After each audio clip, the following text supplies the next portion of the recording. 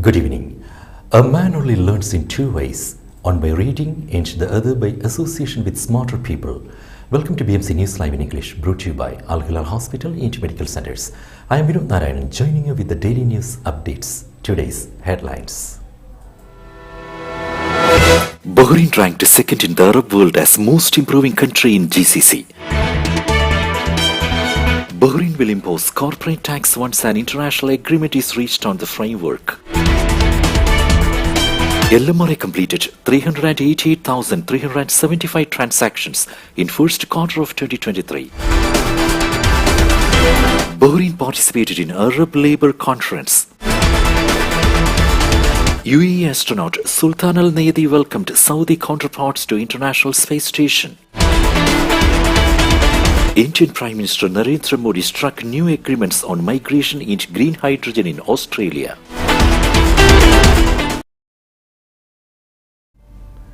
News in detail. Bahrain ranked second in the Arab world as most improving country in GCC.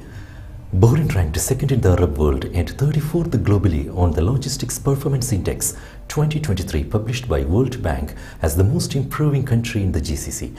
Bahrain has climbed 25 positions since 2018 owing to the milestone projects and initiatives delivered within the logistics sector across the past year. The kingdom advanced to 58 positions on the timeline sub-index to reach second in MENA in view of the least aviation import dwell time on average. Bahrain ranked first in the GCC in terms of minimal number of delay observations in import and exports. The World Bank report offered a comprehensive review of the trade logistics performance, collecting data from May to October 22nd across 139 countries, using 6 components assessing, namely efficiency of customs clearance, quality of trade and transport infrastructure, ease of arranging competitively priced international shipments, quality of logistics services, the ability to track consignments, and timeliness. Bahrain will impose corporate tax once an international agreement is reached on the framework. Finance and National Economy Minister Sheikh Salman bin Khalifa Al Khalifa told MPs during their weekly session yesterday that the Organization for Economic Cooperation and Development was currently working on global corporate taxation structure. According to the Paris-based organization, tax on corporate profits is defined as taxes levied on the net profits of enterprises. It also covers taxes levied on the capital gains of enterprises. In October 2021, the Organization for Economic Cooperation and Development said that the international community had agreed on a landmark deal for a two-pillar solution to the tax challenges arising from the digitalization and globalization of the economy.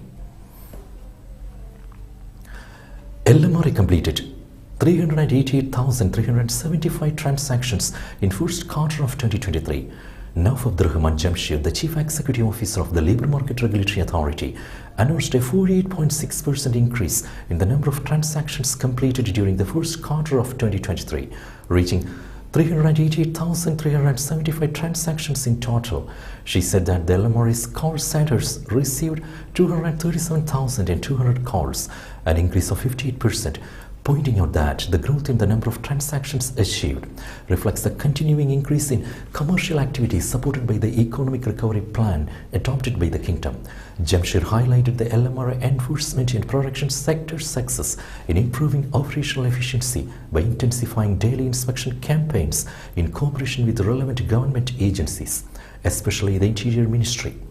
The figures show an increase in the number of inspection visits carried out by the authority during the first quarter of this year by 55% compared to the same period of 2022 to exceed 10,000 inspection visits.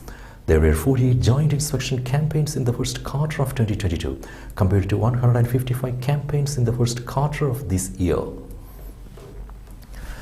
Bahrain participated in Arab Labour Conference. The Bahraini delegation led by Jamil bin Muhammad Ali Humaidan, Minister of Labour, participated in the 49th session of the Arab Labour Conference organized by the Arab Labour Organization of the League of Arab States held here on May 22nd to 29th. The minister stressed that Bahrain had paid great interest to enhance partnership among the three production parties under the leadership of His Majesty King Hamad bin Isa Al Khalifa and with the follow-up of His Royal Highness Prince Salman bin Hamad Al Khalifa, the Crown Prince and Prime Minister. Humayda noted that Bahrain's successful experience in providing a system to preserve workers' rights, especially during COVID-19 pandemic, by implementing health, financial and social initiatives that contributed to stabilize the labor market and keeping unemployment rate at safe levels, as well as protecting production force from the risks of layoff during difficult circumstances. He stressed that the government will continue to conduct a periodic review of labor initiatives and legislation to stay aligned with International Labour Organization standards. Youth Entrepreneurship Forum concluded. The 5th edition of the Youth Entrepreneurship Forum has concluded at the University of Bahrain.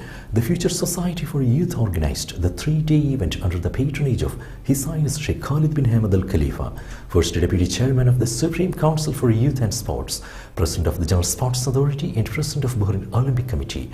His Highness Sheikh Khalid attended the final ceremony along with the GSA Deputy Chairman, His Highness Sheikh Salman bin Muhammad Al Khalifa, Education Minister, University of Bahrain Board of Trustees Chairman Dr. Muhammad bin Mubarak Juma, Youth Affairs Minister Rawan bin Najib Tawfiqi, University of Bahrain President Dr. Fuad Muhammad Al Ansari, GSA Chief Executive Officer Dr. Abdurrahman Sadiq Askar, BOC Secretary General Faris Mustafa Al Kuhaji, Higher Education Council Secretary Dr. Dina Abdul Karim Al Jahrami, and other senior officials and sponsors. In his statement, His Highness Sheikh Khalid praised youth's potential to succeed in all fields, adding that Bahrain, led by His Majesty King Hamad bin Isa Al Khalifa, attaches great importance to youth empowerment. LMRA conducted 2 joint inspection campaigns in Capital and Muharraq Governorates. The Labour Market Regulatory Authority conducted 2 joint inspection campaigns in the Capital Governorate and the Muharraq Governorate on a number of shops and work sites. The campaigns resulted in reporting violations related to the labour market and residency laws. The cases were referred for legal action. LMRA noted that a joint inspection campaign was conducted in the Muharraq Governorate in coordination with the Nationality, Passports and Residence Affairs and the Governorate's respective police directorate.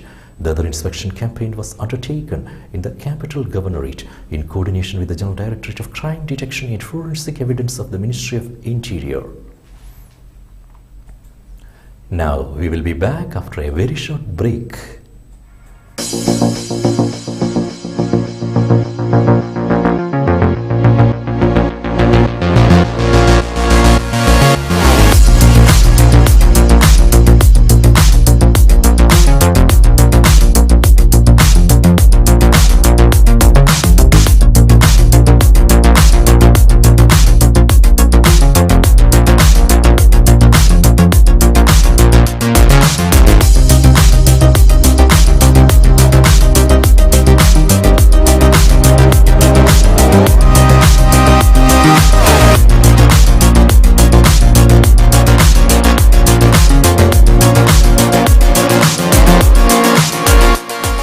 The 16th branch of Megamart and Macromart supermarkets in Bahrain has opened in Sahla.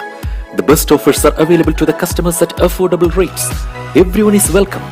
During and around the opening day, a variety of fish including salmon, meat and dairy products, roastery, frozen items, food and non-food items, groceries, fruits and vegetables, electronics, garments and ready-to-eat food items are available to the customers at affordable rates.